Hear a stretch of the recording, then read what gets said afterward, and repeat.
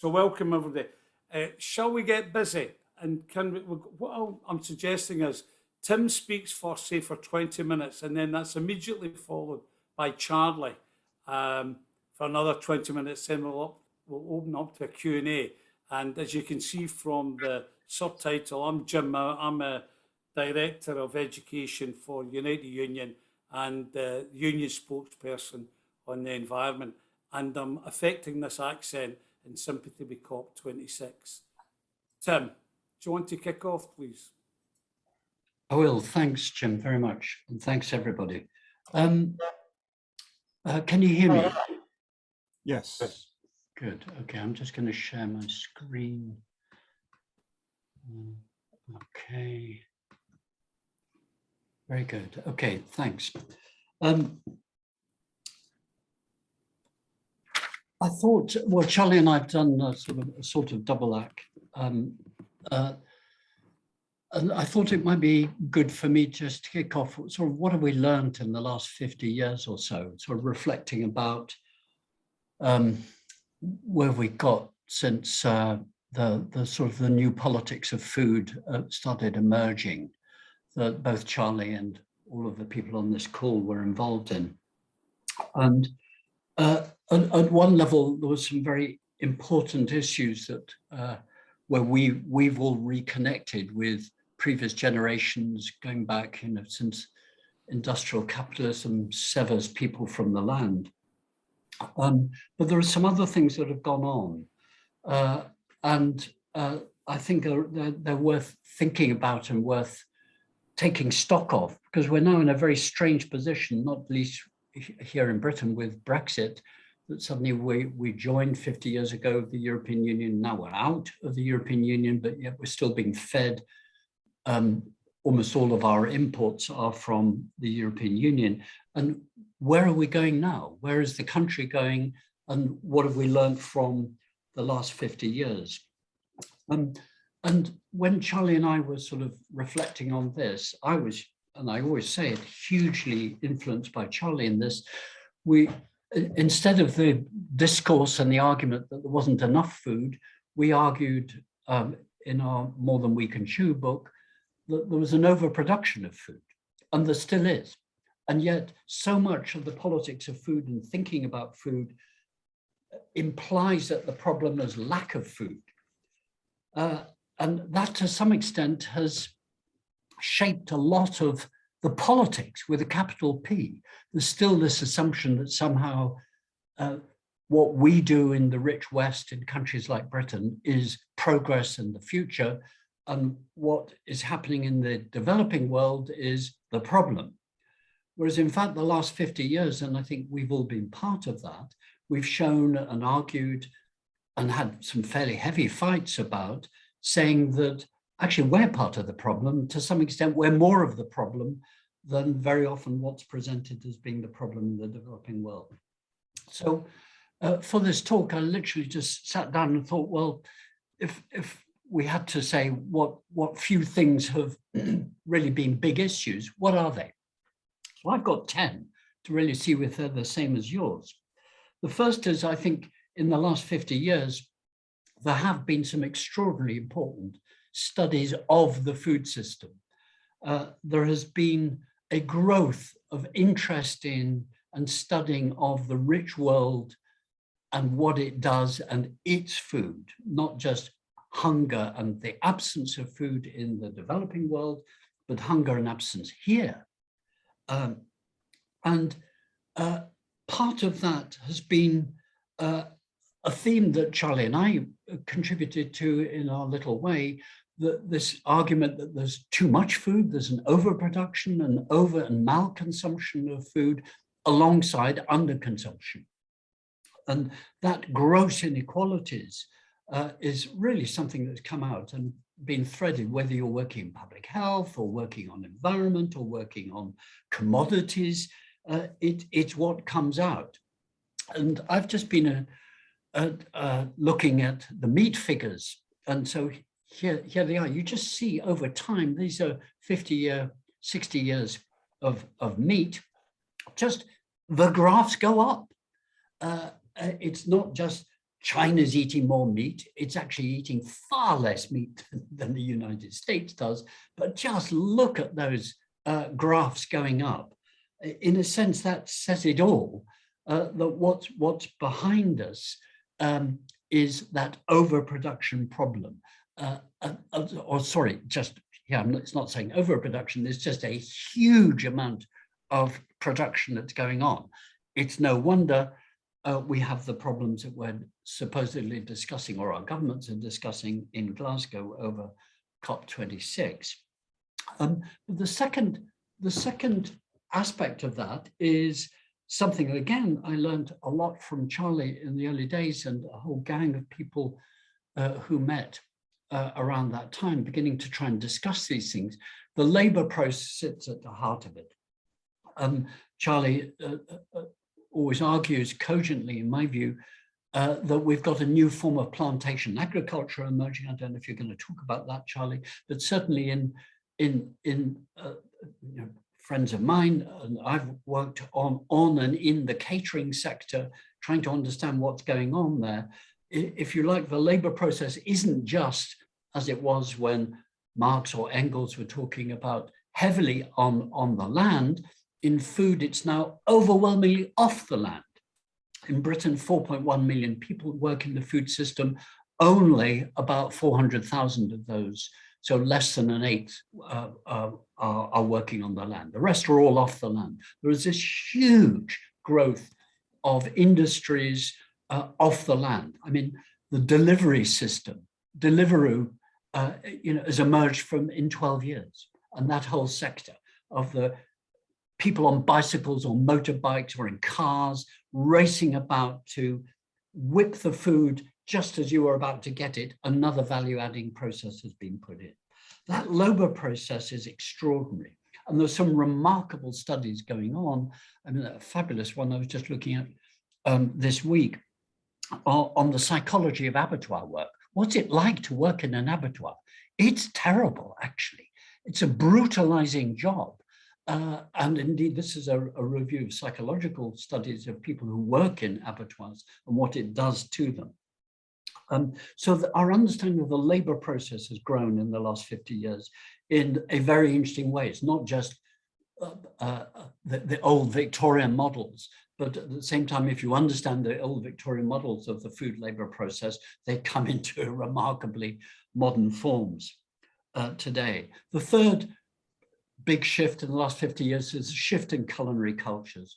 And in Britain, we are just an example of that. Our culture used to be brown food, Europeanization, foreign holidays, growth of income, supermarketization, a vast range of foods and tastes has been brought into us in this country in a very remarkable way. And that has happened globally in all the rich world in very different ways, depending on their starting point. The fourth big thing, again, that many of us 50 years ago got together about, well, what's the role of science and technology? The 1930s version was that science was in and of itself a progressive force. Now we're much more circumspect about that. We see science as framed by the societies in which they come from, and the funding sets the assumptions of what is good from that, and the progress is defined by that.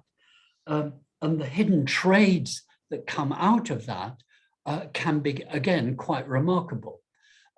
Here I salute someone again I learned enormously from, Tony Allen, who sadly died this year, but at a good age, the father of virtual water. Essentially, he realized in working in sub-Saharan Africa, there's no way they're ever going to be able to have enough water to have a sort of a luxurious food system. They would always be importing food, and they would therefore be importing water from other people's lands. And that's grown into this extraordinary political economic analysis of the water trade through food. And this is a slide that just shows it. It is extraordinary. And funnily enough, that's going to become, in my view and many other people's view, much more important for Britain than we currently think of it. We think of ourselves as rich in water. We are, but we're also misusing it. Look at the sewage crises, the river companies, the water companies, dumping sewage into the sea. But there's some very interesting politics emerging around that. The fifth big change is the revolution in production and the food offer, as the industry calls it. What is available? I mean, there has been this mixed blessing of supermarketization, which began in this country the year I was born, 1948. The co-op introduced supermarkets developed in the US as a way of getting rid of the labor, not having someone who served you behind a counter and they got the food and gave it to you, instead of which you, the consumer, become the worker. So that what's called in the academic world, the prosumer process has actually been phenomenal. That people now spend hours on their computers ordering the food. They're actually the hidden laborer working for nothing, for then other cheap labor to come and deliver it to them. That restructuring of the labor process through the revolution in production and food offer is just quite remarkable. And for those of us interested in public health, one of the big transitions charted really initially by both American, US American and Latin American, particularly in Brazil, academics, this term that now has crept into the everyday language of ultra-processed food. We've gone from simple foods, raw foods, to processed foods, to ultra-processed foods, foods which are just a vehicle to throw salt and fat and sugars, which then lead to public health problems later. And that transition is again very remarkable. And this slide, if you want it later, shows that. These are all from a really useful piece of work by Friends of the Earth Europe, of all people, looking at the meat trades of the world and what's going on. A really sophisticated and wonderful analysis, putting together human health and ecosystems health, which I strongly recommend it to you. So that revolution in the food system is really important. And the sixth change in rich country food systems is that the policy-making processes themselves have become problematic. And Britain, again, is an example of this tense politics. Food policy is now multi-level. It's both at the local level, but mostly power is taken away from the local level, and power has tended to go up towards the national or the transnational level in the form of companies. And there are political battles about where the policy-making power resides. I mean, the governments and the countries of the world are meeting, 200 countries meeting in Glasgow, as Jim said in his introduction, at the moment in COP26, but mostly those sort of meetings are non-binding. They're not actually percolating down rules of engagement to below. It has to be a process going up and down the levels. So it's a multi-level policy world that we now live in. And in our case in Britain, this is really important because we firstly joined the European Union. We tried to join, were rebuffed, and then we joined, and now we've marginally gone out or voted to go out and now out. And where does that leave in a country like Britain in this multi-level world? Well, the short answer is unclear. We don't know where that politics is going to take us. And it's literally the present government zigzags. One moment it's this, next moment, one moment Europe is our friend, next moment deals are done and atomic submarines are pulled from under the chin of the French. And then there's fishing rows as a consequence. Food tends to be a pincushion of that sort of politics. There is then a second category, I think, of things that are of interest to us, what I have called here old themes with new faces or new twists. If those were all new dynamics, essentially, some of what is with us in a very big way are very old themes that you could read Engels' Conditions of the Working Class, you could read the studies of Salford, you could read all the great studies of poverty in Britain and the rise of industrialization and what did it do. You could read Upton Sinclair's The Jungle about the conditions of workers in Chicago meat lots and things, but actually there are new twists. And number 7 of the themes, I think, falls under that, which is, and we saw it in COVID-19 around the world, and particularly here in Britain, we saw it in a very big way, because we've had 10 years in 2020 of austerity politics, withdrawing and squeezing the labor, squeezing unemployment and creating hidden unemployment. And yet it's risen back as food poverty, the response to which has been not a welfare state response, post-Second World War analysis and political response, but a straightforward 19th century response of charity, food banks. And this is borrowed from North America, and which then was second phase in Canada and Australia, and now where it's one of my colleagues working on this argues that it's partly a Catholic, literally the church, Catholic view of almost medieval charity, that no one should go without food, and that the purpose of charity is to fill those gaps. But here now charity is being used not to fill the gaps, but to pretend that something's being done. And it's driving inequalities. I sit on the Mayor of London's London Food Board, and did under Boris Johnson, who I think we've all heard of. And essentially, in the COVID-19, the last 2 years, the London Boroughs Group has been a remarkable pooling of what's going on across the 32 boroughs of London, and just seeing this explosion of food poverty, and that charity cannot resolve it and can't deal with it. At the same time, that comes on after 30, 40 years of systematic work by epidemiologists and social analysts and researchers in public health, showing the massive growth of diet-related ill health. And that is the 8th, really, that the life expectancy gap between the rich and poor, the top 10%, bottom 10%, is now greater than it was in Victorian times. Life expectancy, I put in but then took out, I mean, to remind us, life expectancy has grown magnificently since the 1840s. In Britain, we have data sets that go back to that sort of thing. You can calculate them. But the gap has narrowed and widened and narrowed and widened and so on. It's widened dramatically. Michael Marmot's work, Kate Pickett and Richard Wilkinson, and numerous excellent public health researchers have shown that. The gap, ONS, the King's Fund, a study, a review that came out this year, said, I'm looking at my notes here, the gap between the poorest local areas in the UK and the richest was 11.3 years for men and 8.7 years for women. This is a very high diet-related inequalities gap. Social movements, that's been one of the remarkable things. The workers' movement and the labor movement generally in Britain, the cooperative movement began around food in the 19th century.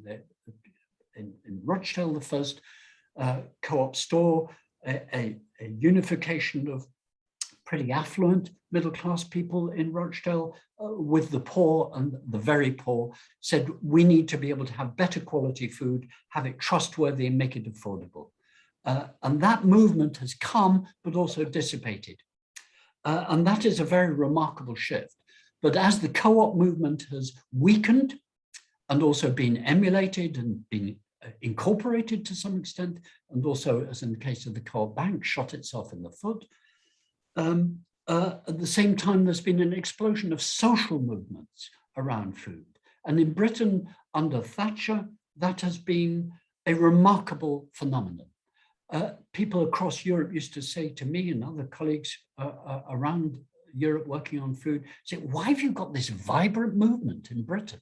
Well, we used to say, Mrs. Thatcher, she said, there's no such thing as society. You don't need to talk to government, but we could go to Brussels. We could go and talk to other members of the European Union and create alliances and develop that. So the environmental movement, for example, did that over the campaign known as the Dirty Man of Europe campaign, arguing that Britain had dirty water, was using pesticides in a bad way, and this allegation that Britain was underperforming for such a rich society became extremely effective as a way of both integrating Britain into the European Union, but also ratcheting up standards for the general public good. We no longer have that. What are the benchmarks now for that? This is very serious politics now for the social movements in Britain. Groups like Sustain, which is an alliance of 100 organizations. And the 10th point is, of course, something extremely important to all of us, I would think, on this call, and indeed most people. Even the food industry is concerned about this. The rise of food industry power. You've got this extraordinary growth of some highly powerful, so highly concentrated markets and sectors. What is it at the European level? 300,000 food manufacturers, 3,000, so that's 1%, are responsible for half of the market. So 3,000 companies have half the processed food market of Europe out of 300,000. That was when we were in, but now we're out of all of that sort of data collection. But we're going to have to do better and try and get our ways into that. When Charlie and I first met nearly 50 years ago, it was the revolving door. The argument was that the farming industry was just a revolving door into the Ministry of Agriculture, Fisheries and Food. Now it's not like that. The farmers do have influence, but much more powerful, as we saw in COVID, was that essentially George Eustice, the English Secretary of State for Environment, Food and Rural Affairs, basically said, leave it to the retailers. As someone on the weekly meetings with George Eustice said to me at the time, said, Tim, we're going to have great difficulty to wrench that power back. And they haven't. The hospitality sector was just destroyed overnight. And then Eat Out to campaign to try and re-kickstart it at the same time just became a vector for COVID. So that question of power and what it is, at one level, we can say it's still about land. And in Britain, we've got 18,000 hectares. This is from government's own figures. 6,000 of those are what are called croppable. It's only a tiny percentage. It's not even 8%. 165,000 hectares of that land is growing what we have historically now taken from Europe, namely the good stuff for health, horticulture. One of the challenges for Britain now is what on earth are we going to do about that? Not least because what horticulture we have is below sea level. In the county I was born in, Lincoln, it's the Fens. They're beneath the sea. And the government's own figures, the National Infrastructure Commission, are anticipating sea level rises of 0.5 to 1 meter. And if catastrophe happens, which the climate scientists think is much more likely, then there is serious trouble about that. So where are we now? Here is a reminder again from Meat, my current thing again from this excellent report, the Meat Atlas 2021, that just came out a month or so ago. You just see these huge companies which have turnovers bigger than sort of half of sub-Saharan Africa. This is very considerable power. Where are we now? Well, at one level, if President Clinton was here, he wouldn't say it's the economy stupid, he would say it's the climate stupid. The potential for societal destabilization is real. If there's one good thing happening in Glasgow at the moment, I think there is a bit of a recognition that that is the case. But whether the governments are dealing with it or whether they're wanting to be seen remains to be seen. People I trust watching what they're saying and judging. It's good, for example, the forestry commitments, but they were there before actually. So there's a great deal of recycling, but at the same, in a bad way. In other words, just reiterating what we already know. But there's a bit more holding to account. But for us in Britain, we've got nowhere higher to go to. What do we do? Second, I think in terms of food politics, I think it is this realization food requires cross-border collaboration. If you're not going to do it in governance terms, you're going to be doing it through trade. And the politics of that for Britain is going to, and is already very delicate. If you follow me on Twitter, you'll see I've just written a piece on the trade and agriculture commission that the government set up after the campaign by the National Farmers Union, which I urged it to do, entre nous, and got 1 million signatures to do it. They got a temporary commission created and then nothing for 8 months. And now suddenly a new one has been appointed, but it's only looking at exports, not at imports. And yet it's imports that matter in terms of standard setting.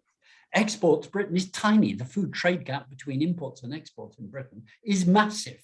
It's a hemorrhage, actually. So that issue of cross-border collaboration seems to me is very important. I think the labor process is very important. The growth of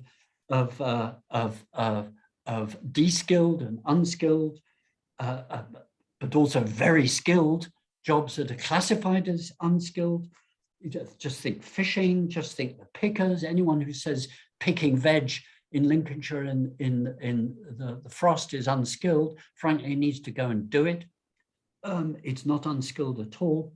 There is real politics to there. I was at the National Fruit Show last week with the minister there, the junior minister, Victoria Prentice, who comes from a fruit growing family in Worcestershire, brought up on her own parents' fruit growing farm in Northamptonshire, has her own farm in Oxfordshire, adamant that she wouldn't help her own industry in terms of pickers. So the soft fruit industry, I am reliably informed, is already underproduced 20% this year and is going to plant 20% less next year. That's strawberries, raspberries, blueberries, and raspberries.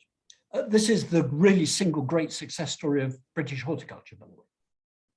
So this is very bad news for people like me who work in public health. There we are trying to say, eat more fresh fruit and vegetables. And, and people say they want it from Britain. That contradiction is there, but it's under the heading called labor process.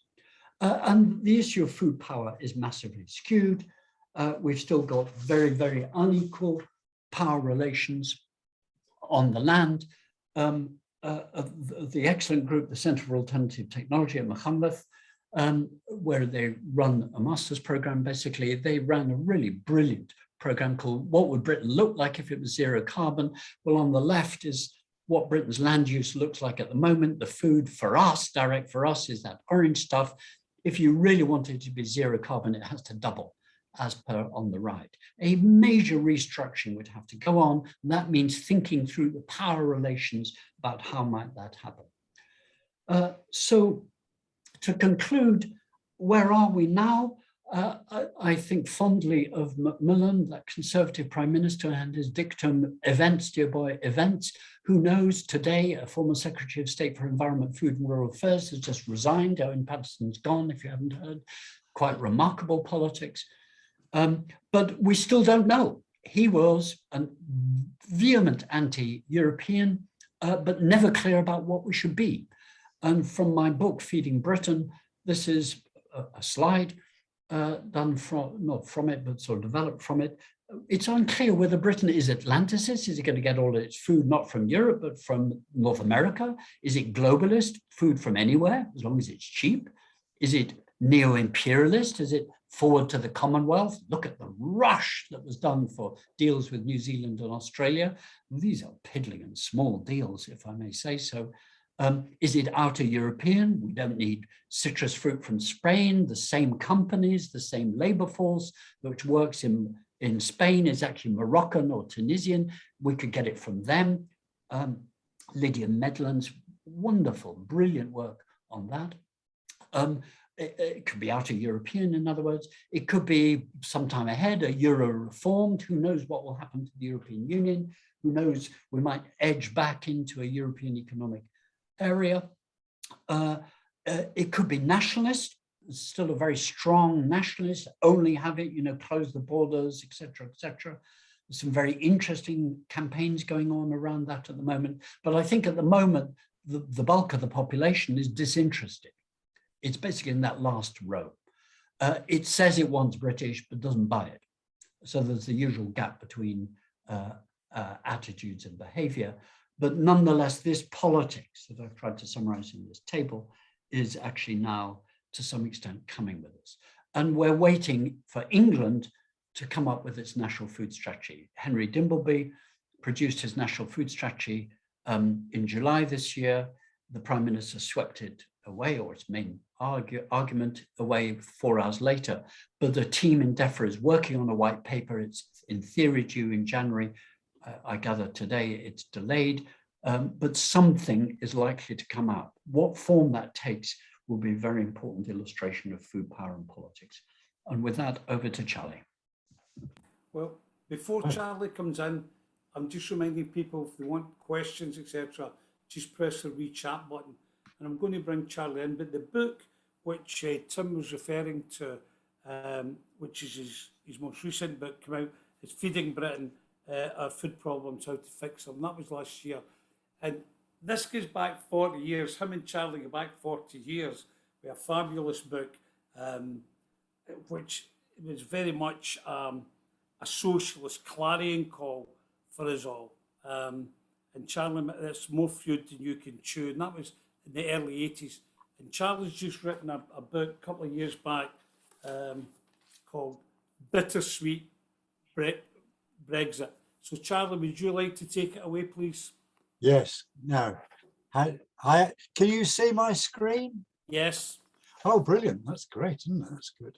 Right. Well, I'll kick straight in. I'm going to make an appeal that us socialists should be taking food and farming more seriously, because since that More Than We Can Chew, while there's lots gone on in food politics, there hasn't been a really clear socialist agenda, incorporating it. And if at the end of today there's a few soil socialists as well, then I'll be even more pleased, because I'm going to take this opportunity to bang on about the importance of soil. And let's just get me going. Right. So I'm not the first one to bang on about soil. So an old friend, Karl Marx, there realized, and he said, this is in Das Kapital, that capitalist production only develops by simultaneously undermining the original sources of all wealth. Look, the soil and the worker. And most of us on the left, quite rightly go on about the conditions of workers, but forget about the conditions of soils. So I was kind of curious as to why old Karl was so interested in the soils. And of course, the point was he was living through the age of what we call the guano wars. Now, guano is bird shit, and it's particularly good fertilizer because it's got all the key elements, this nitrogen, potassium and phosphates the other way around, and it's soluble, so it's ideal. So we plundered quite a few islands. The Incas had built their empire on guano, and by 1850 we were importing about £750,000 worth of bird shit. And the Americans could see how important it was, took over 94 islands to get hold of this important ingredient, some of which they've still got to this day. And Karl could see what was going on and realize the importance of this stuff to keeping, he called them worn out soils. He already realized the soil was wearing out under what he called capitalist agriculture. And he was very matey with a German scientist called Liebig. And I'll put the presentation up on the chat line so people can follow these links. And this Liebig and Marx, what they talked about in terms of soil fertility is still relevant today. And one of Liebig's mates, a man called Laws, built fertilizer plants in this country and set up what we know as Rothamsted Research Station. And when you're an agricultural student, you have to find out about Rothamsted and the classic trials, which have gone on over 150 years, that these fertilizers continue to work without any side effects. Of course, now we know that's not true, but when I was brought up, you had to learn the God of Rothamsted, the Laws experiments. So just a quick word about myself, because I'm going to lead, as Tim was saying, about overproduction. When I was a lad, I had a dream. My dream was to feed the world from an age of about 12 or 13. I had this beer in my bonnet. Steered myself through good school to do science, missed out Latin, in order to choose botany and zoology so that I could study agricultural science. And I went to Newcastle University to be an agric there, and then went on to what was the best agricultural college in the world, Y College London University. And I studied my master's on tropical crops under the director of tropical crops from Trinidad. And then went on to do my PhD in soil ecology on the effects of herbicides on soil animals. And that again is still very relevant today. We still don't really know what happened. But just as I was going to set myself off as an agricultural scientist going around the globe, I realized I didn't want to be, and I call myself a white-coated imperialist. I realized that it wasn't about feeding people, it was about stuffing pockets, not feeding the poor. And where I got that from was this, from a man called Professor Spedding, who was the director of grassland research. So a very straight agricultural scientist. And I kept reading, this is the first chapter in his book, Biology of Agricultural Systems. And I kept going over and over that line. Consider the facts: the world could easily produce vastly more food, and that overproduction is the main problem in many regions. And of course, I'd been brought up till then to thinking my job was to try and produce more and more food for the starving millions. And so that realization didn't have to take some swallowing. And here, I'm quoting from the book Jim's just mentioned, Bittersweet Brexit.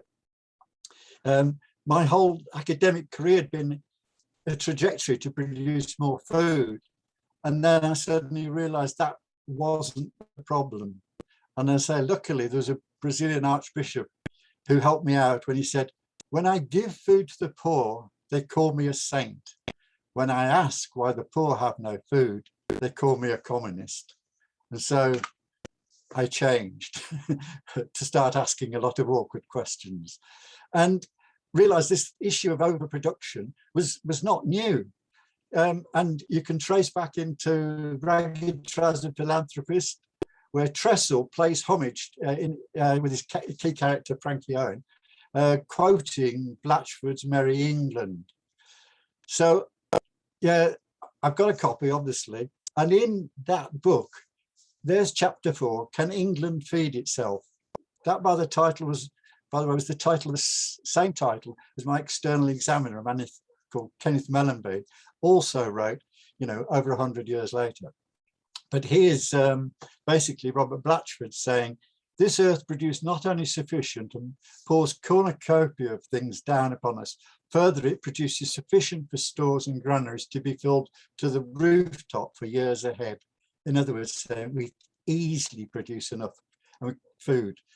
The curious thing is we can say exactly the same today. We can easily produce enough food. We already produce twice as much food as we need. Only we don't say that.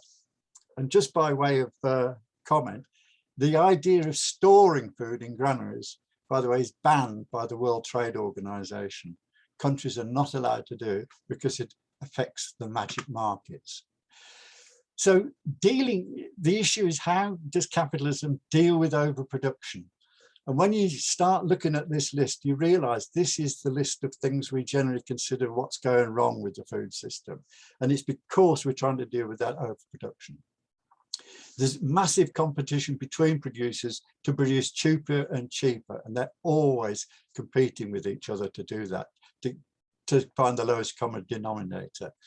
That leads to a concentration of producers, as Tim was saying. Globally, there's 3 major agricultural chemical companies, and each sector of British food companies is usually 3 dominant in each sector.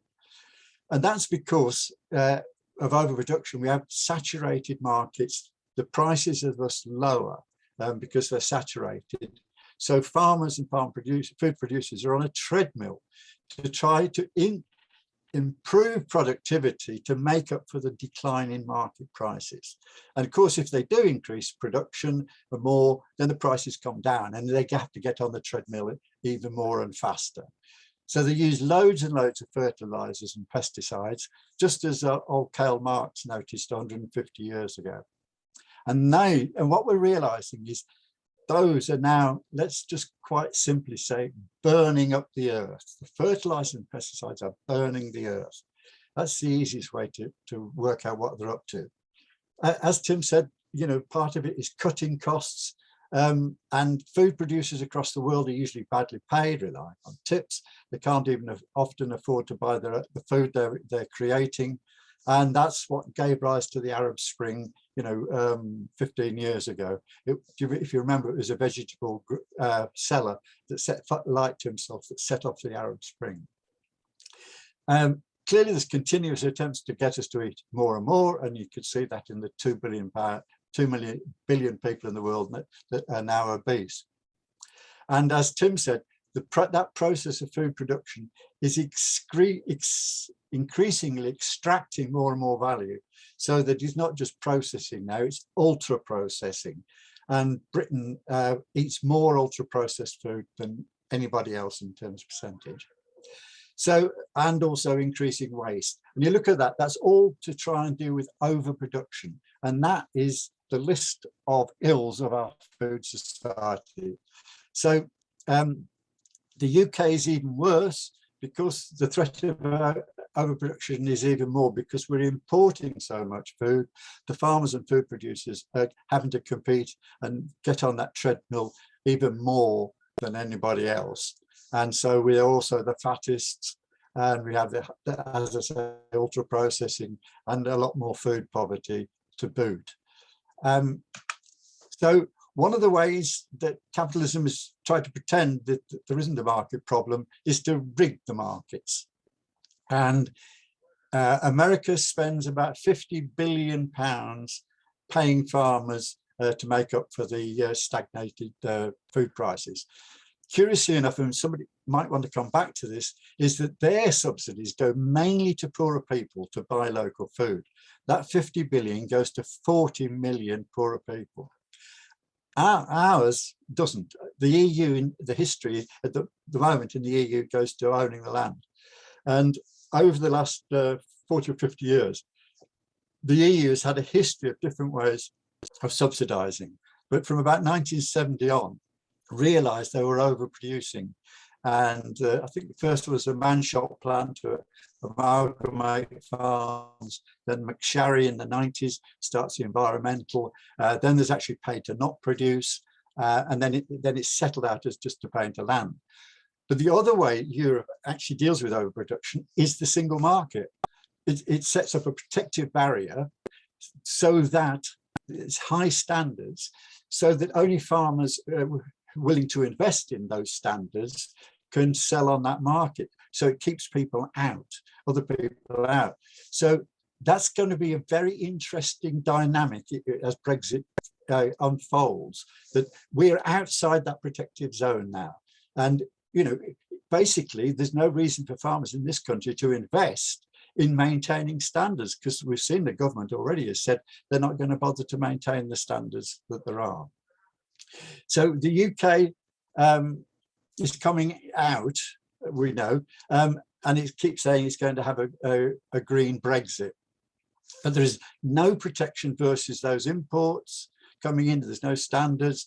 And obviously our exports are going to be curtailed because there are tariffs going into the single market. And as those increase, our farmers are going to find it more and more difficult. This is added to which is already we import about 50% of our food by value. Those imports have a disproportionate impact on the environment. While Gove and Johnson are banging on about a green Brexit, what actually has happened, if we produce less food, and Tim just said about McCuntless, showed a sustainable food in Britain, you're producing more, not less. We're going to be producing less. The impact abroad is disproportionate in terms of environmental effects. 2/3 of our food greenhouse gases are generated abroad. 70% of the land needed to grow our food is abroad. That relates mainly with the old colonial days, but obviously Europe. But we can certainly expect that to increase as we go into Empire 2.0, if that's the direction we're going, picking up on what Tim was saying. So the costs of that, the World Bank the whole thing about the food system. They just a couple of weeks ago, the World Bank report said today's food systems generate $12 trillion worth of costs in terms of social and environmental and economic, which we're not addressing. Curiously enough, there's virtually no mention at COP26 about the environmental impact of food and farming in this country, you know, other than the classic cows are belching. And yet farming could be helping to regenerate soils. And I want to spend a bit of time saying how important that is, which I think we should be paying more attention to. Because if we look at the soil around the world, something like 2 billion hectares are already degraded. That's well over 20% of all cropland, forest and woodland. And that's due mainly to soil erosion, chemical deterioration and physical degradation. Desertification is obvious. The Dust Bowls in America, Australia, it's getting worse, etc. And the book I urge you all to read on this is this one, because this has happened before. It's called Dirt, the Erosion of Civilizations by David Montgomery. And he maps out how we wrecked the land during, the Romans wrecked the land, Greeks wrecked the land, and the Mayans wrecked the land as well. And we're heading the same way. And to give you an idea, this is Britain. And I wish this picture was on every wall. This was taken, I think, by Plymouth University about 5 years ago after some heavy rains. And you can see there that there's the soil going into the sea. On the west of the country, it's quite dark. That's coming off the hills, the moors. On the east coast, you can see the light soil going into the North Sea. That is coming from the ploughed, the arable lands on the east side of the country where Tim was mentioned in Lincoln. That's our best land, and it's being washed away into the sea. We're losing something like 2 million tons of our best land into the North Sea each year. That's caused by the fact we plough the land and we don't knacker it while we're ploughing it. They used to plough it, but then have rotations. Oh, we've done away with all that. It's just all monocultures, same ones every year. We fertilize, it's the nitrogen fertilizers especially are burning the land. They're taking massive amounts of energy, but then the weed killers come along as well and kill the weeds. And each of those weeds is a little carbon capture and storage unit, and we're killing those as well. So we need to address the soils more. Saving our soils could also save the planet. And I'm just going to try and spell out now that I think the only way of dealing with climate change is to bring in the soils, not just for the carbon. You'll see in a moment that we need, if we're going to deal with climate change, we've got to be dealing with it within 10 years. We've got to see improvements within 10 years. And there's only one place I can see that happening. So curiously enough, just as I've been banging on about the fact that we should be doing more about soil and that the Tories have been promising the earth, something dramatic happened just in August. You might have heard there's a lot of talk about public money for public goods. And you're all chapping, yeah, that's much better than the landowners getting all the EU subsidies. Yeah, we like that. But then DEFRA decided that soil was not a public good. And you thought, what? It said, we won't give subsidies for that because soil is a private asset from which public good flows. And my first reaction was, oh, that's dreadful. But then I realized it's absolutely true, isn't it? We see it as our soil, our future, but we know it's their land, all this lot behind. That's the Duke of Westminster's land up there. That's Queenie's lands just there. You know, any benefits will go to them. And that's a problem Labour had with after the war, by the way, in terms of how to regenerate the land then. So combined with that was, I've got a picture of Johnson just up the road at Gisborne at the market there, promising the farmers that the subsidies would stay. guaranteed 100%, he said. Well, guess what? He was lying, wasn't he? They're going. However, this is what arrived in August, which I was surprised at. Eustace introduced a new scheme called the Sustainable Farming Initiative. And after loads of ideas had been thrown around, he came up with the idea of having a soil standard that farmers could access up to £70 a hectare if they could show they were implementing a soil standard. And you can see it at the top of the slide there. That's a bit of it. That's the early bit. That's only 26 quid. And just to remind you, they used to be getting 200, but so it's not a lot. And you can imagine that the farms around here, are facing wipeout of subsidies, but they could get, 1/10 back with the soil standards. So it's not great, but it's the way forward. So I'm a bit torn, I'll be quite honest. Here's the government for the first time saying they're going to invest in soil. And I can assure you, suddenly there's loads of people running around, countryside cowboys and cowgirls, I'm calling them, who suddenly claim they know all about the soil and to tell everybody what's going on. Luckily, the good news for me is I've just written a master's degree for Schumacher College, just approved by Plymouth University, called Regenerative Food and Farming. And so I'm hoping my first tranche of master's students that come through next year will be at the forefront of that, of advising the farmers about soil. But this is where I'm really torn. The other 2/3 of the subsidies are going to something called landscape recovery. And the more I'm involved in those, the more frightening they become, because they're about attracting investment and to build carbon markets. Basically, there's a new industry being set up.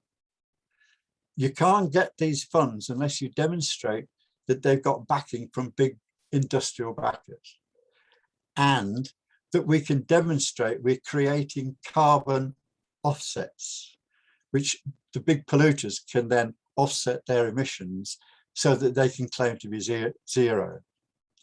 Now, we've heard about that before, haven't we? And we've heard about it in America and Africa, wherever. It's going on just here now. That's what's going on behind me. And guess what? Soil credits are in the mix. Soil carbon credits are in the mix. So the idea is you can suddenly go and add some organic matter into your soil, get some carbon credits, and the city will be buzzing and happy. So I'm sort of going to throw that one out. What do you think old Karl Marx would say about that? The soil is being taken by the Tories, and I have to sort of stick the boot in on New Labour. They stopped the EU's thematic scheme on soils. So, we've not got much to show that what we've done. But obviously, it's against this backdrop of monetizing nature to make money for the city. But for me, the idea is that people might begin to see that soil is more than just carbon. For me, when I think of carbon in the soil, I don't think of lumps of biochar. I see these little creatures, running around, because I want people to discover this fabulous kingdom awaiting to be discovered. And I have an argument with my wife, when she's watching Brian Cox, sort of sending stuff out billions of miles and billions of stars looking for life. I'm screaming at the television screen, why don't you stick a probe into the soil? There's billions of creatures in the soil that nobody knows about. But this is the one I want to leave you with. It's not just the life of the soil. The other key function of soil is it holds water. And Tim did that map of how water is moving around the world and how important that's going to be in the future. And if we're going to do anything to change climate change in the next 10 years, it has to involve water. Because if you think about all the climate change events, they're about flooding, they're about drought, they're about fires, it's about water. While the carbon is the driver and important, it's the actual water which is controlling the temperature. Just think about it.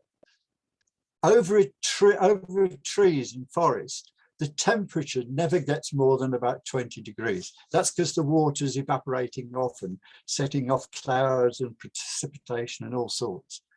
While a desert has 60 degrees. Just think about it as well.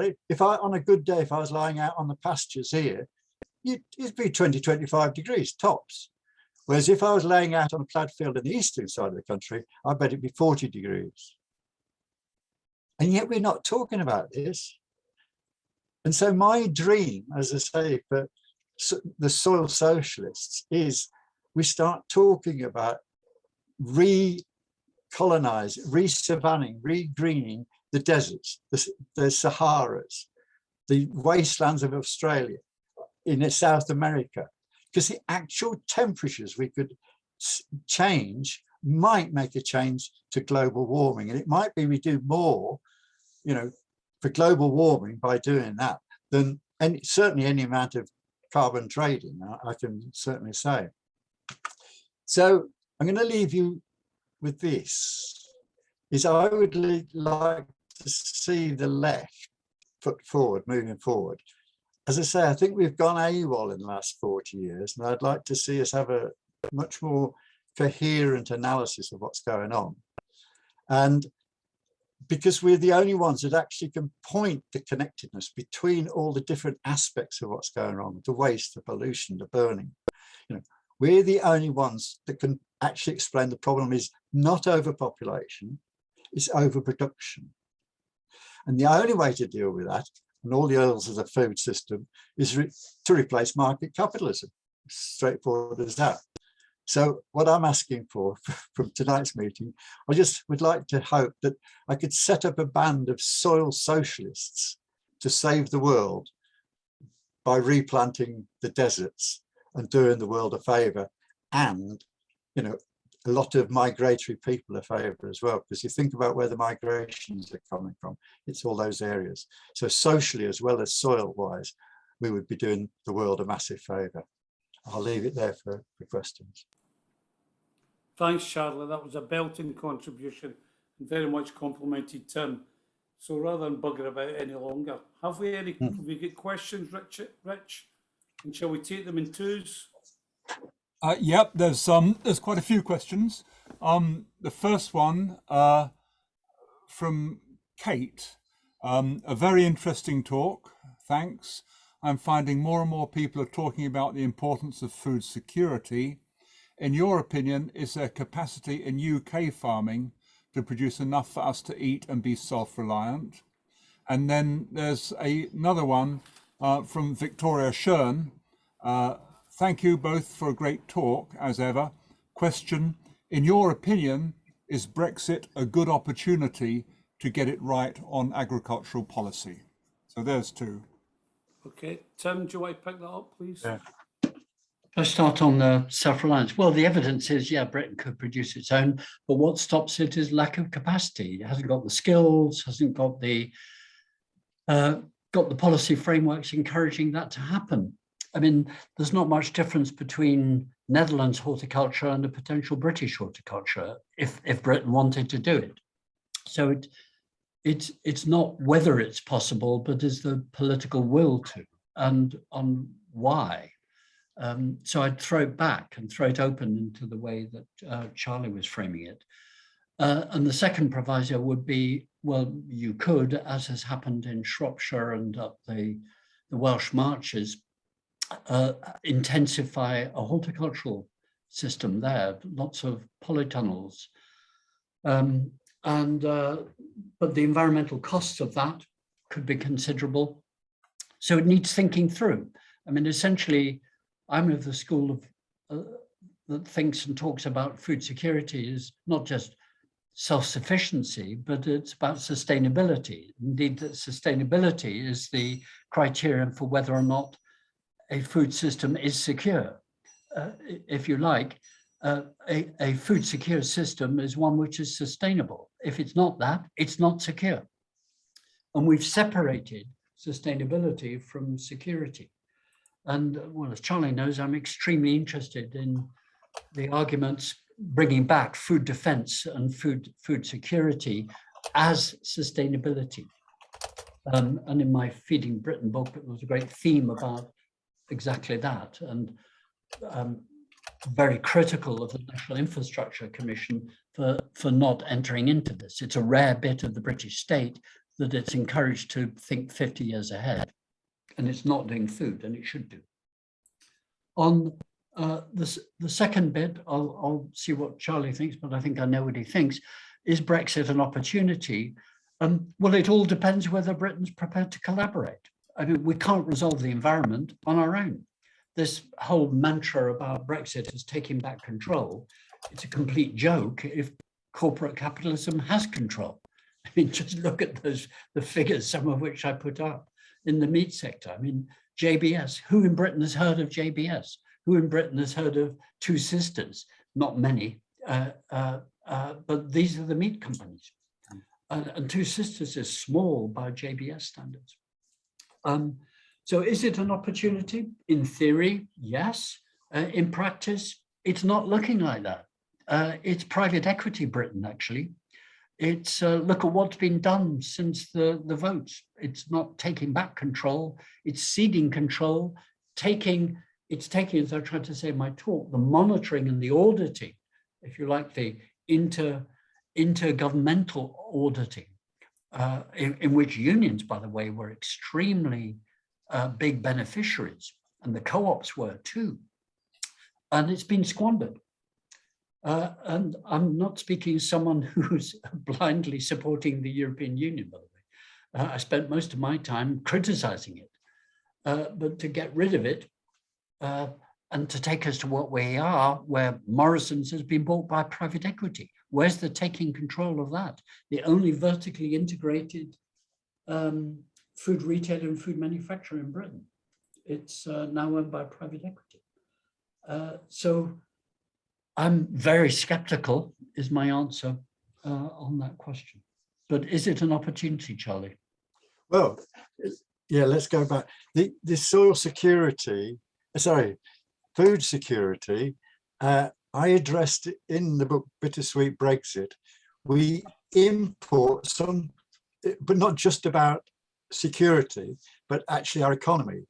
We import something like $66 billion, because world trading is in dollars, of food, and we export about 33 billion. So there's a difference of 33 billion. I reckoned in the book we could produce, with proper investment, like what we used to have when we had research stations and advisory bodies, all sorts of university departments, which we took for granted, which have mostly gone. We could halve the amount of food imported down to about 33 billion itself. But imagine what that would mean if we were spending that 33 billion in this country. Not only would we be securing our food, but we would be providing economies of food production, local food, circular food production, which could do all sorts of things. You know, I keep thinking, how do we get 33 billion pounds without taxing people? Stop buying food from abroad, eat our own food. The answer's right under our nose.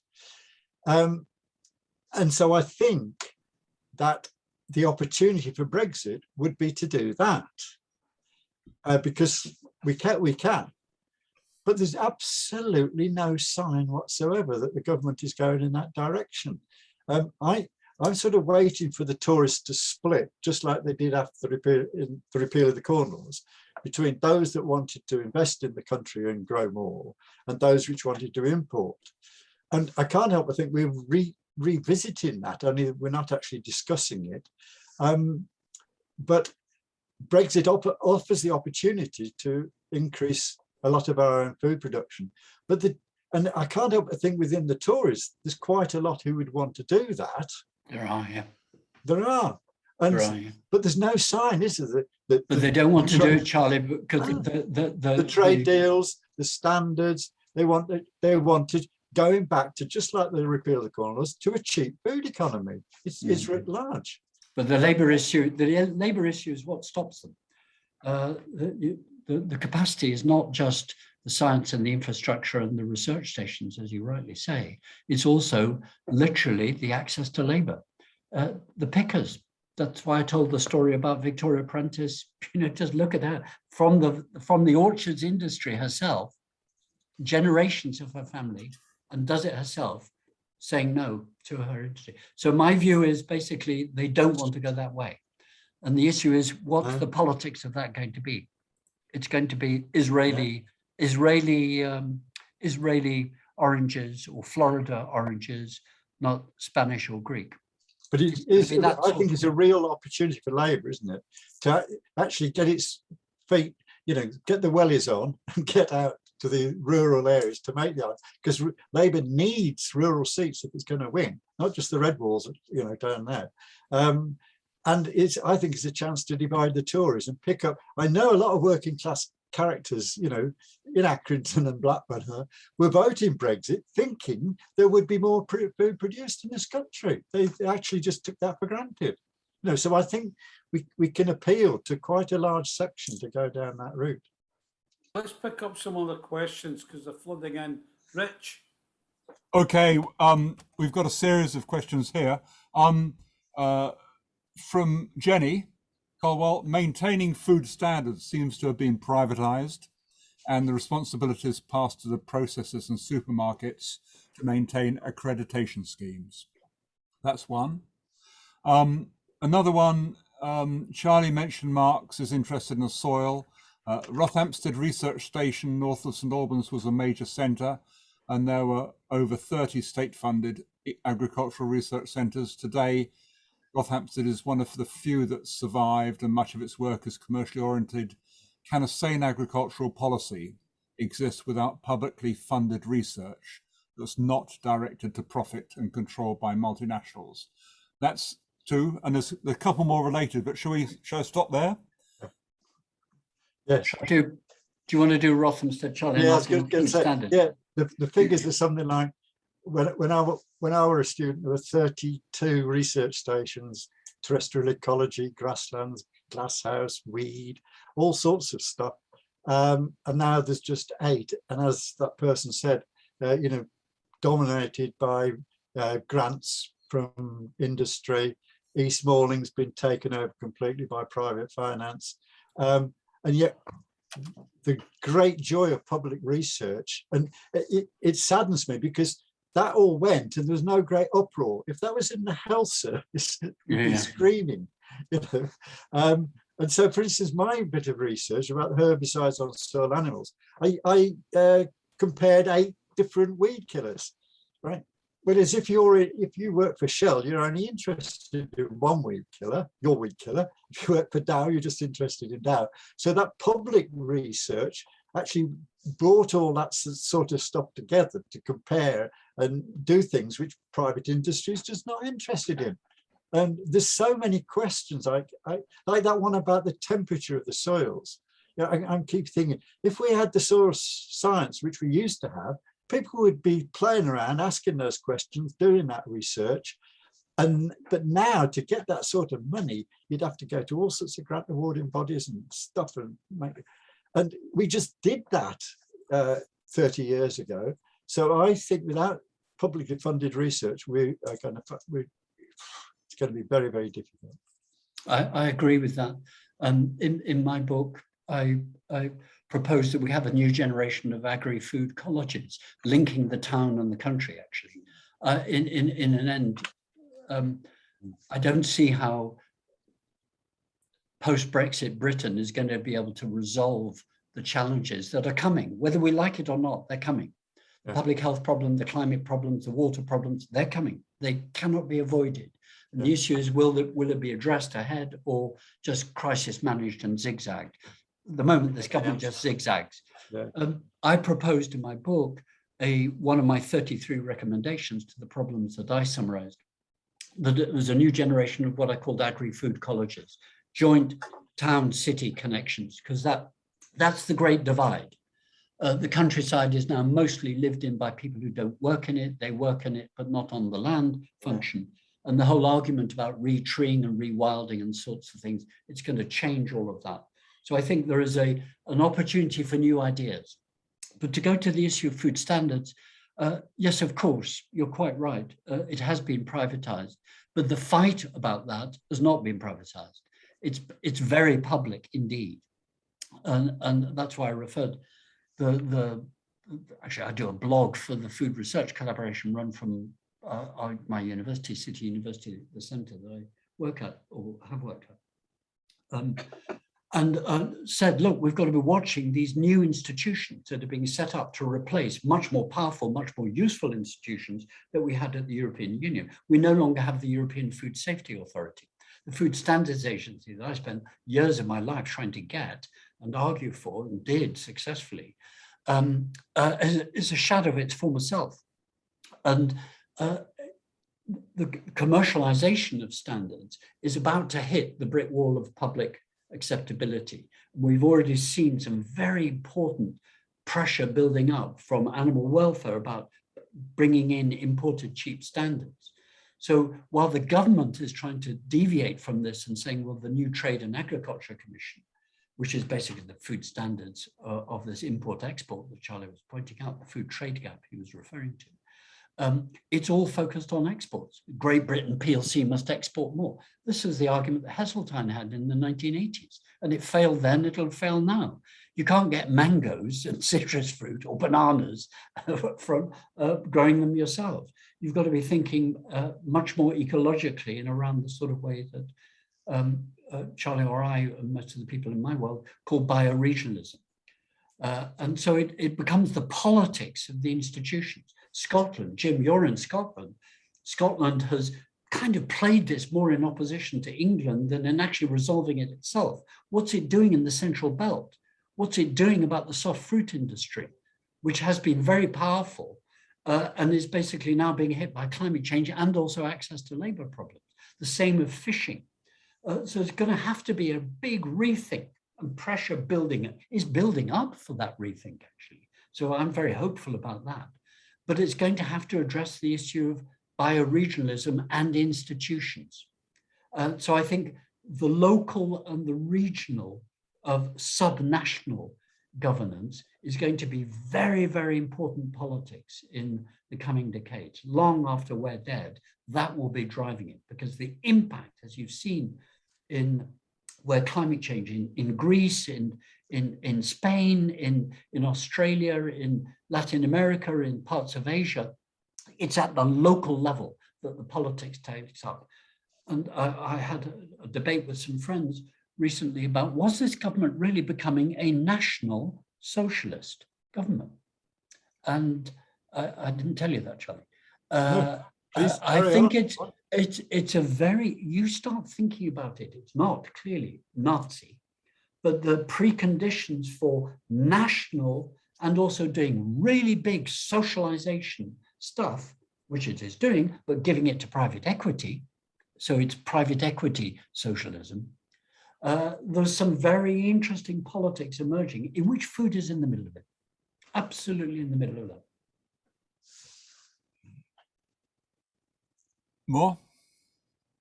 Maybe one of the questions we can ask is the change in climate, Rich, in the trough of bowling behind Charlie, because it's attracted a pterodactyl.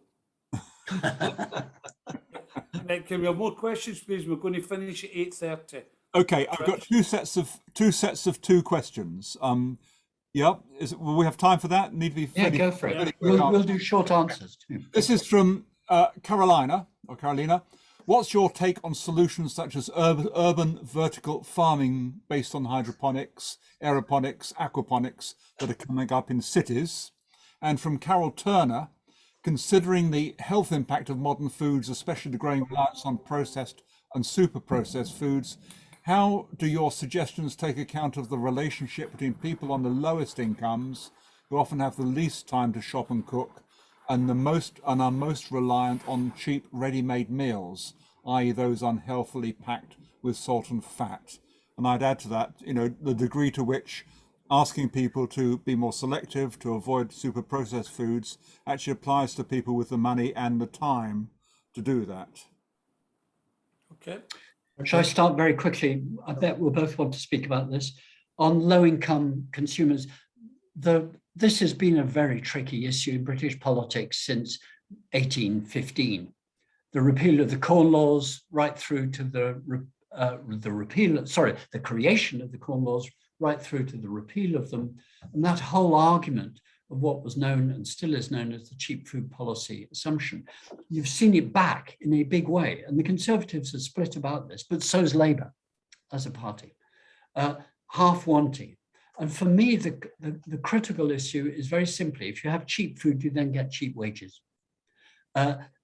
Cheap food does not bring a great advantage.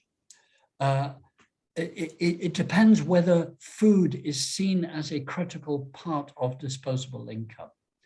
And there is something fundamentally, created by the repeal of the Corn Laws, actually, in British culture. We have valued cheaper food more than the French or the Germans or the Italians or the Greeks.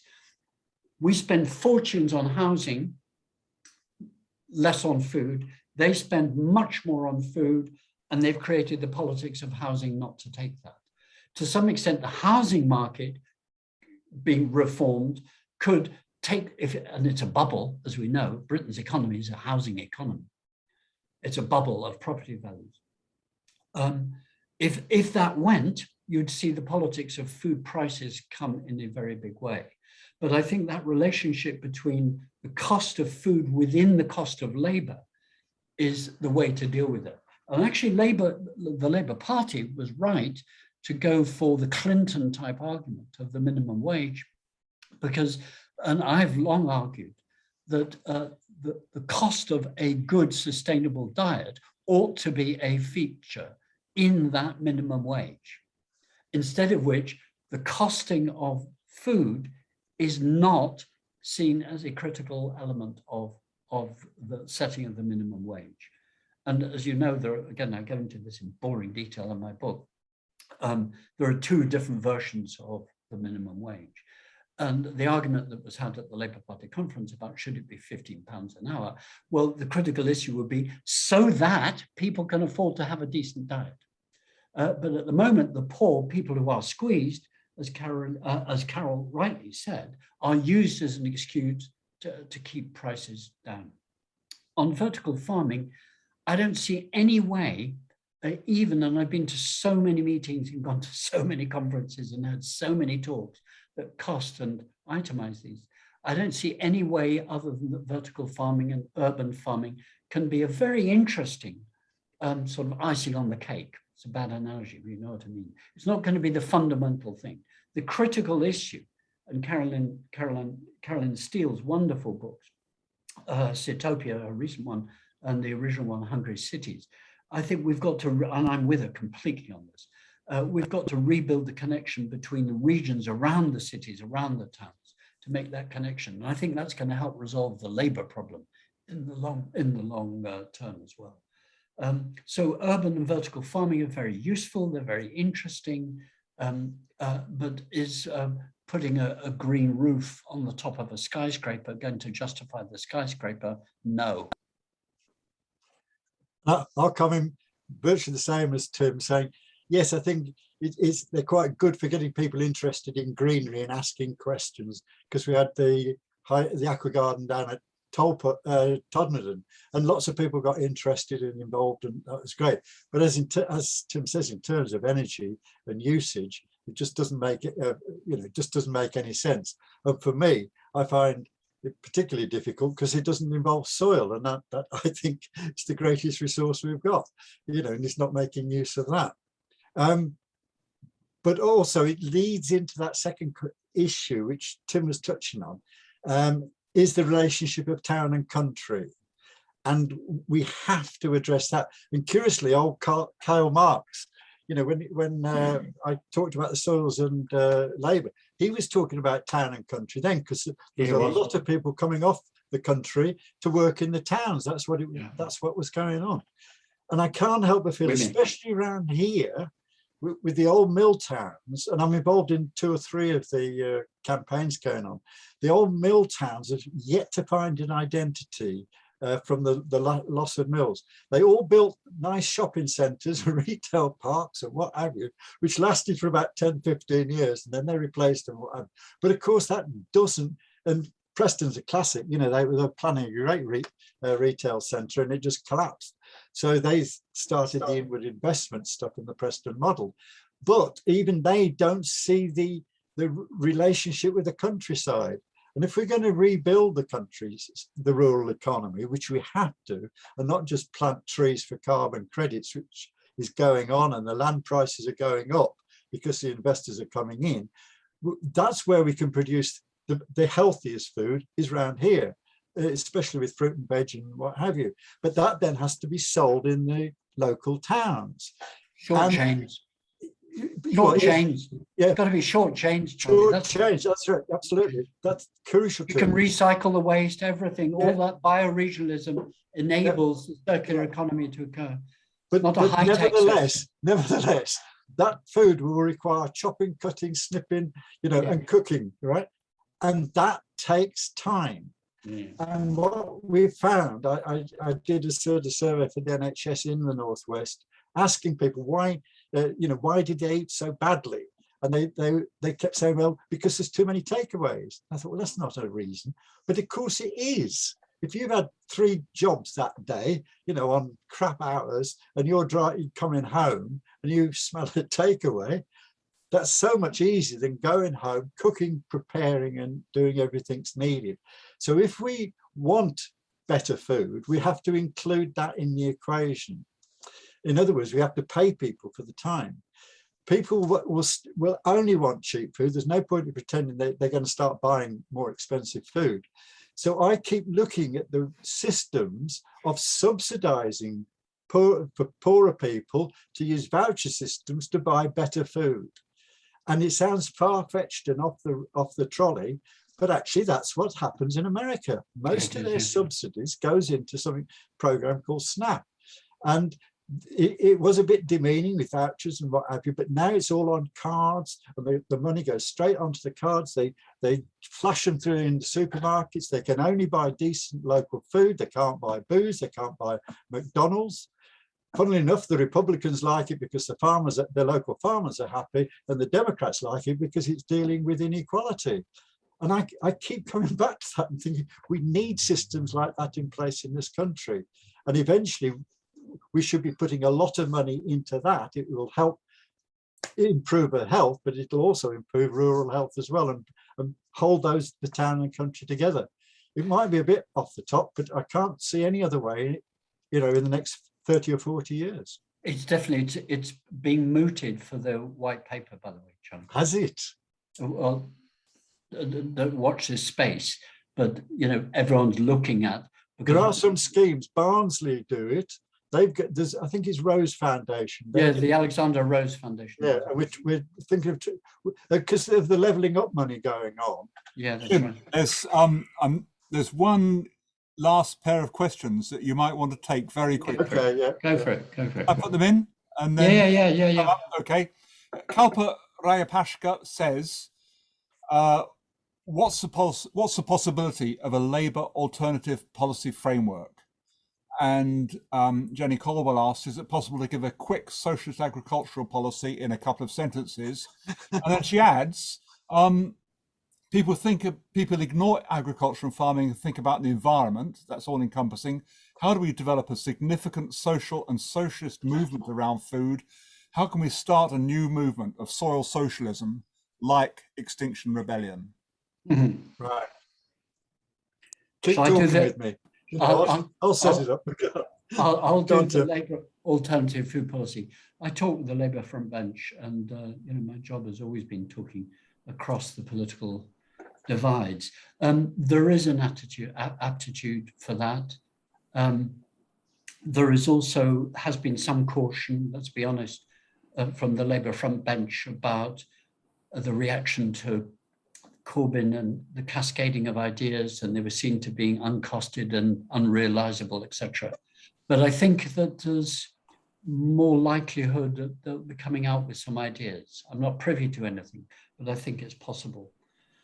But I'm someone, as I said in my talk, who spent his working life on and with and for social movements. The centre that I've worked at and set up as only works with social movements, with civil society. And there is extraordinary ferment of ideas going on. If you look at the, say, the organization Sustain, and if you clock into their annual meetings, you'll see a ferment of ideas, basically alternative strategies around food. So there is a really vibrant social movement watching what is coming out. And if you look at the National Food Strategy that Henry Dimbleby did, it's a report of two parts, a very interesting analysis of the problems with a lot not in it, the labour process, food security, national food security, trade, all the things that the Tories are really all over the place about. But if you look at what he wrote about, ecology and soil is linked to the junk food culture. Now that's really interesting, that we've got a government report coming. But the issue is the government going to accept that? So people like me are watching with very, very hawk eyes on what's going on in the DEFRA white paper team. And there are some arguing that George Eustace and the Secretary of State just don't want anything at all. They'll cherry pick something and make it very weak and kick it into the touch. There's a very strong view in Whitehall that that's what's going to happen. And the counter view is from outside, everyone says, well, we've got to have something. So rally around Dimbleby type as well. And that politics is going on in and around the white paper team. But Jenny Colwell, I'll leave that to Charlie. What am I on? Socialist policy? Yeah, socialist policy. Well, yes, I tell you what, if we want to continue that discussion about what a socialist policy on food and farming would look like, if Richard can you collect anybody who signals an interest, and I'll set up a group to develop that topic, because I'd love to. I think the time might well be right, and I might regret this deeply. There might be fractions, all over, but I think I would like to be involved in setting up a group looking at socialist food and farm policy. What would it look like exactly? What are the criteria? That's what I was trying to do in my talk, saying what's different to kind of the 50 years ago arguments, and what would be needed now. We'd have to address Deliveroo. It would have to address Uberization, McDonaldization of the food system, the way in which a whole generation now just says it is their right to get instant food at any time of day. Yeah. This is, I see the battle mostly is about culture, by the way. I didn't say that in my talk. I think it's, I'm with Charlie all the way, who taught me all of this anyway, about soil and soil insects, etc. And the ecology of it is obviously critical, but the ecology is social, not just the soil. And it drives me mad the way in which, COP26 is seen as just the environment, when as though it's got nothing to do with people. And curiously, sustainability is about people and the environment and the economy and health and culture and the economy. Well, just to finish, right in the Masters on Regenerative Farming, you sort of hyping it up, it's all new, this is, doing this is going to do all that. And I was reminded that it's actually very old. A lot of the techniques involved, Native American Indians were using, Aboriginal people were using. Yeah. The difference is, I think, is that we will have science behind it in future. That's what I'm going for, that we actually can demonstrate it scientifically, that the soils are going to be our saviors. And if anybody wants to help me do that, I'll be more than grateful, because I feel I've been on my own for a few years. The soil, I would only add two words, soil and seas. I think what happens to the seas is wow. But I'll let somebody else do that. I'll have enough on my hands with this. But in Britain's case, Charlie, come on, you showed it, that wonderful, dreadful photo. The soil is going into the sea, and the relationship between the sea edge and the soil. Just think seaweed. Goodness me. Just think Mozambique and the exploration of titanium. Now, we're going to finish, but what we're inviting you to do is, you'll see Rich put in the chat room that we're inviting you to send in your email addresses to Charlie, and we'll get busy. As for the union, and Charlie's been, there's another guy there who's 3 days younger than Grass, called Chris Kaufman, who's been very involved in that. But Charlie was in the National Agricultural Workers Union, which became a T&G, then Charlie was in Unite's agricultural section. We're having another seminar on the environment. The last one attracted 1,490 people. The next one is on the 30th of November. So if you want to know about that and how to go on, then we've produced a wee environmental journal, as you can see here. That's issue 4. And we will look at soil. So Charlie, Tim, you might be getting an invite to our 30th November mass webinar. This has been a riveting discussion, certainly challenging. And I think you're right. When it comes down to fundamentals, these are cultural issues, cultural, political issues. So can I thank everyone for attending? Let's keep in contact and let's use the Maximum Rural Library as a resource it really is, and that is spreading knowledge and listening to each other. So thank you very much, Tim. And Thank you. Charlie, can you ask Francis, I left my swimming trunks in your radiator. Are they dry? We don't want to know. They've probably rotted. Yeah, I was going to say they flew out the window at some point. Sorry. So thanks very much, Tim, and thanks, Charlie. Thanks, Rich. And Okay, everybody. Yeah, thank that's you. very important. Thank you very Bye-bye much. now. And good night, and pajamas and teeth brushed by 9 o'clock.